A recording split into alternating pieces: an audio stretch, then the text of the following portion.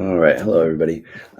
Just a quick sort of video lecture to talk about or continue the conversation about literary analysis. So, again, we kind of talked about this in class, but we're going to talk about literary themes and literary morals. So, when you think about a theme is a main idea or an underlying meaning of a literary work, which is maybe stated directly or indirectly. And I think that a lot of the time, especially with kind of the kids' stories that we're looking at, these are maybe a little bit indirectly stated, but closer to directly stated. Whereas things that are literary novels or something like that, it may be a little bit more indirect. So it always varies, right? So examples of themes. So there are a variety, right? There are more than six, but six common themes in literature are good versus evil, right? So, pick your good versus evil story.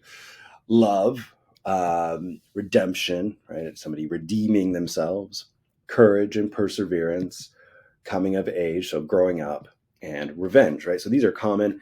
They're not the only ones, but they are perhaps the most common. And there are, of course, others. So a subject is slightly different. So we talk about a theme and a moral as being kind of like the lesson that something is delivering, whereas a subject is just the topic, right? The thing being discussed, described, or dealt with. So one way to think about this is in terms of a movie like Jurassic Park. So if we think about the theme of Jurassic Park versus the subject. So the subject of Jurassic Park is dinosaurs. The movies are about dinosaurs. The theme is don't mess with Mother Nature, right? So we have a theme versus a subject. So a moral or a theme versus the subject. So, again, the moral here might be very similar to the theme. Again, we're using them very closely together, the idea of theme and moral. So if we look at There Will Come Soft Rains by Ray Bradbury, we can begin to sort of unpack this idea of what a more complex story is about. And I chose the two that I'm going to be talking about, so There Will Come Soft Rains and The Lottery, because they are challenging stories. They're not necessarily easy. So what I would encourage you to do, if you haven't already, is pause the video, read the story, try and figure out what the moral or meaning is, and then come back and finish the video. Now, for a little bit of context, this is written by a gentleman named Ray Bradbury, who wrote a lot of science fiction, and it was published in 1950. So that second part, when it was published, actually will maybe help us figure out the moral of the story here.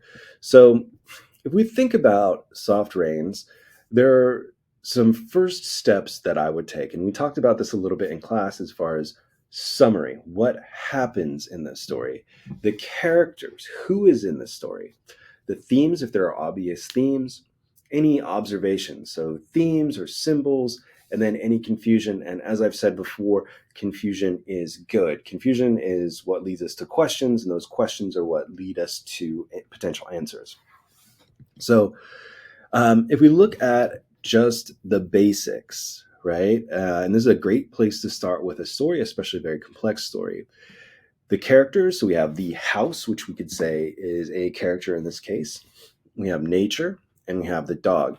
There are people mentioned, but since we never see them, we never hear from them, we never learn anything really about them, I wouldn't count them as characters. So in this case, we have a very interesting story because we don't have any traditional characters. Usually in a story, characters are people or animals or robots or something like that have agency.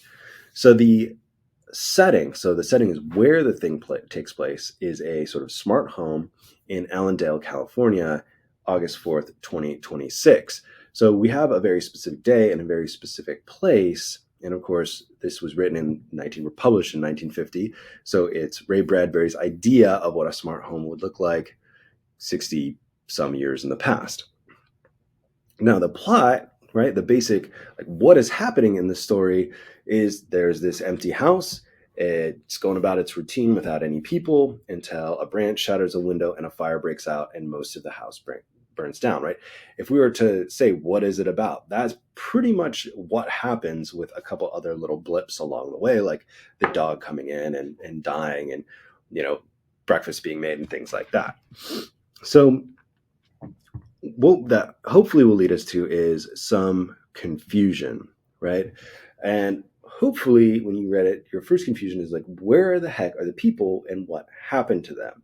Now, the clues as we try and figure out what happened to the people would be the nuclear glow of the town, the surrounding devastation, the shadows of people on the side of the house, and the poem. Now, if you're not familiar with any of these things, then that's totally fine, right? There's some sort of embedded things in here that we need a little bit of outside knowledge to figure out. So we know there's a nuclear glow. So something's kind of glowing eerily from nuclear radiation in the town. When everything's destroyed, already that should start us thinking about, like, was there a war? Is there a sort of nuclear accident? What happened? And then we could look at the shadows of people on the side of the house. And this is trickier, but, when the bombs went off in Hiroshima and Nagasaki, there were people who were basically vaporized, and there are these reverse shadows of people, which is much very similar to what we see here. And of course, the story would have been written within only a couple years after Hiroshima and Nagasaki. But then we also have this other clue, if we want to think of it that way, which is the poem. Now, the poem in this story and the title of the story are the same. So that's something that we want to pay attention to. Bradbury also gives us the full poem. So let's look at the poem here. And it is called There Will Come Soft Rain. So it was published in 1919. So the time frame of World War I. And of course, Bradbury is writing right after World War II. So the poem reads, "There will come soft rains in the smell of the ground, and swallows circling with their shimmering sound, and frogs in the pools of singing night, and wild plum trees in tremulous white. Robins will wear their feathery fire, whistling their whims on a low fence wire. And not one will know of the war, not one will care at last when it is done. No one would mind, neither bird nor tree, if mankind perished utterly, and spring herself, when she woke at dawn, would scarcely know that we were gone." Now, hopefully, right, just thinking about that, we have something similar. Oh, devastation. There are no people. Nature won't realize that we're not here anymore, right? Humankind will end, but the planet, as it were, nature will go on. So this gives us a pretty good hint, and it's one of those occasions where Bradbury, as an author, is saying, hey, here's a clue, here's the key to unlocking this. Now, even if we don't know if the moral is war is bad, or the dangers of technology, or the ephemeral, transitory nature of humans, we don't know. But we could use this poem to begin to unpack the moral. Now, another part of this would be to think about, okay, what causes the fire? Because the house is still there after this, whatever happened.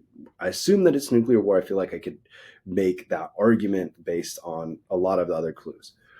So what causes the fire is a branch knocking through a window, tipping over some solvent that catches fire, and the house burns down. Then we could ask, why fire? Now, fire, again, symbolically, is considered a purifying thing. It's also a natural thing. So we could unpack that too.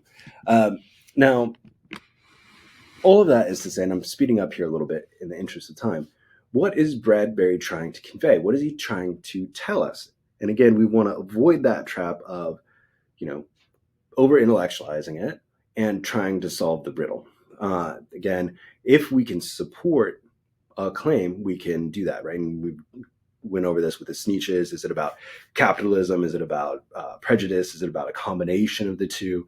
So again, we could go through these common things, common themes. So good versus evil. Well, I don't know if I have enough to say good versus evil here. Person versus nature. Well, maybe, but we don't really have people, and it wasn't really nature that ended things. Person versus themselves, maybe. Perseverance, love conquers all. It doesn't seem like it. So what we could do, again, there are common themes or common morals, but there are also other things, other morals that we could think about, which is like the dangers of technology, right? Or, JFK would write about this years after this story was published, but the dangers of technology. We can use nuclear technology to end the world, but we could also use it to power the world. So when we work on finding the theme, right, even if it doesn't connect to one of these, when we find the theme, right, we could say Soft Rains is a cautionary tale about the dangers of technology, right? We could be as advanced as we want to, but we still run the risk of using that technology for ill. So if I wanted to go with that route, I could use that evidence of the nuclear explosion and the destroyed house and the juxtaposition of here's this house that, you know, it reads poetry and it lights cigars and it has beautiful artwork, but at the same time, that same push to develop technology is what destroyed the house. Another would be to say that Soft Rains is about the idea that humans are only temporary and that the world will go on existing without us. Again, we could say that the poem is part of that, the presentation of nature in the story, and things like that. So, you know, again, and I'll try and wrap up this video here shortly, is when we're thinking about literary analysis, it's engaging that critical thinking and close reading to say, here's what I think this story is about and why. Here's what the meaning that I take from it. So maybe that's a better way to think about it, instead of saying the moral of the story is, to say it seems like, or the moral that I take away from this is X, Y, or Z. Now, the caveat there is that when we write a literary analysis, we won't be saying, I think that. Right? We can unpack that further in class as well. All right, so there you go. If you have questions, comments, concerns, jokes, memes, or recipes, let me know. Otherwise, I'll talk to you all later.